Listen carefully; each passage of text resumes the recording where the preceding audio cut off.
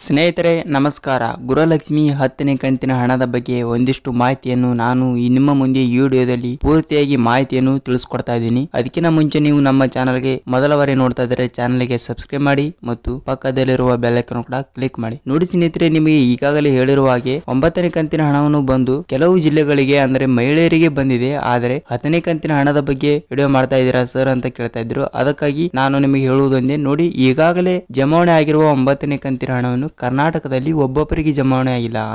ಅಂದರೆ ಕರ್ನಾಟಕದಲ್ಲಿ ಬರುವಂತಹ 31 ಜಿಲ್ಲೆಗಳಲ್ಲಿ ಕೆಲವು ಮಹಿಳೆಯರಿಗೆ ಅಂದರೆ 50% ಮಾತ್ರ ಮಹಿಳೆಯರಿಗೆ ಗೃಹಲಕ್ಷ್ಮಿಯ 9ನೇ ಕಂತಿನ ಹಣ 2,000 ರೂಪಾಯಿ ಹಣವನ್ನು ಇನ್ನೂ ಅವರ ಖಾತೆಗೆ ಜಮಾವಣೆ ಆಗಿಲ್ಲ. ಆದ ಕಾರಣ 9ನೇ ಕಂತಿನ ಹಣವನ್ನು ಯಾವಾಗ ಪೂರ್ತಿಯಾಗಿ 31 ಜಿಲ್ಲೆಗಳಿಗೆ ಜಮಾವಣೆ ಆಗುತ್ತದೆ ಅಂತ ಹೇಳುವುದಾದರೆ, ಈಗಾಗಲೇ ಏಪ್ರಿಲ್ ತಿಂಗಳು ಕೊನೆಯ ಹಂತದಲ್ಲಿ ಜಮಾವಣೆ ಆಗಬೇಕಿತ್ತು. ಆದರೆ ಮೇ ತಿಂಗಳಿನಲ್ಲಿ 10ನೇ ತಾರೀಕಿನ ಒಳಗಡೆ ನಿಮ್ಮ ಖಾತೆಗೆ ಗೃಹಲಕ್ಷ್ಮಿ ಹಣವನ್ನು 9ನೇ ಕಂತಿನ ಹಣವನ್ನು ಮೇ ತಿಂಗಳಿನ 10ನೇ ತಾರೀಕಿನ ಒಳಗಡೆ ನಿಮ್ಮ ಖಾತೆಗಳಿಗೆ 2,000 ರೂಪಾಯಿ 9ನೇ ಕಂತಿನ ಹಣವನ್ನು ಜಮಾವಣೆ ಆಗಲಿದೆ. ಕಂಪ್ಲೀಟ್ ಆಗಿ 31 ಜಿಲ್ಲೆಗಳಿಗೆ, ಕರ್ನಾಟಕದಲ್ಲಿ ಬರುವಂತ ಪ್ರತಿಯೊಂದು ಜಿಲ್ಲೆಗಳಿಗೆ 31 ಜಿಲ್ಲೆಗಳಿಗೆ ಮೇ 10ನೇ ತಾರೀಕಿನ ಒಳಗಡೆ ನಿಮ್ಮ ಖಾತೆಗೆ 9ನೇ ಕಂತಿನ ಹಣ ಜಮಾವಣೆ ಆಗುತ್ತದೆ. ಆದ ಕಾರಣ 10ನೇ ಕಂತಿನ ಹಣ ಯಾರಿಗೆ ಬರುತ್ತದೆ ಸರ್, ಯಾರಿಗೆ ಬರುವುದಿಲ್ಲ, ಮತ್ತೊಂದು ಅಪ್ಡೇಟ್ ಹೇಳಿ ಅಂತ ಹೇಳ್ತಾ ಇದ್ದೀರಿ. ಅದಕ್ಕೆ ಹೇಳುವುದಾದ್ರೆ ನೋಡಿ ನಿಮಗೆ 9ನೇ ಕಂತಿನ ಹಣವನ್ನು 1ನೇ ಕಂತಿನದಿಂದ 9ನೇ ಕಂತಿನ ಹಣ ತನಕ ಯಾವುದೇ ತೊಂದರೆ ಇಲ್ಲದೆ ನಿಮ್ಮ ಖಾತೆಗೆ ಗೃಹಲಕ್ಷ್ಮಿ ಹಣವನ್ನು ತಲಾ 2,000 ರೂಪಾಯಿ ಹಣವನ್ನು ಬಂದಿದ್ದರೆ,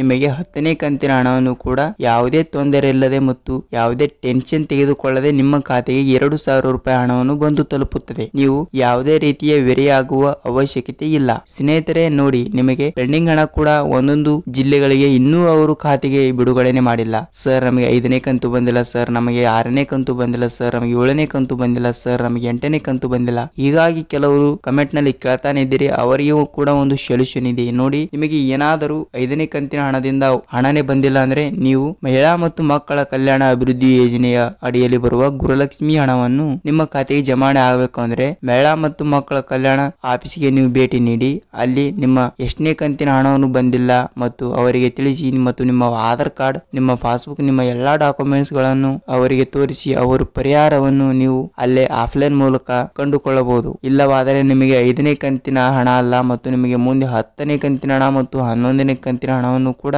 ಬರಲು ಸಾಧ್ಯವಿಲ್ಲ. ನೋಡಿ, ನಿಮಗೆ ಈ ಮಾಹಿತಿಯನ್ನು ಅರ್ಥವಾಗಿದೆ ಅಂತ ಅನ್ಕೊಂತೀನಿ. ಅದಕ್ಕಾಗಿ ನಿಮಗೆ ಗೃಹಲಕ್ಷ್ಮಿ ಆಗಲಿ ಮತ್ತು ಅನ್ನಭಾಗ್ಯ ಆಗಲಿ ಮತ್ತು ರೇಷನ್ ಕಾರ್ಡ್ಗಳ ಸಂಬಂಧಪಟ್ಟ ಮತ್ತು ಸರ್ಕಾರದ ಎಲ್ಲಾ ಸೌಲಭ್ಯಗಳ ಮಾಹಿತಿಯನ್ನು ಅತಿ ಶೀಘ್ರದಲ್ಲಿ ನಿಮ್ಮ ಮಾಹಿತಿ ತಿಳಿಯಬೇಕಾದರೆ ನಮ್ಮ ಚಾನಲ್ಗೆ ನೀವು ಸಬ್ಸ್ಕ್ರೈಬ್ ಮಾಡಿ. ಪ್ರತಿದಿನ ಅಪ್ಡೇಟ್ಗಳು ಬರ್ತಾನೆ ಇರ್ತವೆ. ಆದ ಕಾರಣ ಮೊದಲ ಬಾರಿಗೆ ನಮ್ಮ ವಿಡಿಯೋವನ್ನು ನೋಡ್ತಾ ಇದ್ರೆ ಚಾನಲ್ಗೆ ಸಬ್ಸ್ಕ್ರೈಬ್ ಮಾಡಿ ಮತ್ತು ಪಕ್ಕದಲ್ಲಿರುವ ಬೆಲ್ ಐಕಾನ್ ಕೂಡ ಕ್ಲಿಕ್ ಮಾಡಿ. ನೋಡಿ ಸ್ನೇಹಿತರೆ, ವಿಡಿಯೋನ ಪೂರ್ತಿಯಾಗಿ ನೋಡಿದಕ್ಕೆ ಧನ್ಯವಾದಗಳು. ಒಂದೇ ಒಂದು ಲೈಕ್ ಮಾಡಿ, ಏಕೆಂದ್ರೆ ನಿಮ್ಮ ಲೈಕ್ ನಮ್ಮ ಸ್ಫೂರ್ತಿಯಾಗಿರುತ್ತದೆ. ಅದಕ್ಕೆ ಮತ್ತೆ ಮುಂದಿನ ವಿಡಿಯೋದಲ್ಲಿ ಮತ್ತೊಂದು ಅಪ್ಡೇಟ್ ಜೊತೆ ಬರೋಣ. ನಮಸ್ಕಾರ.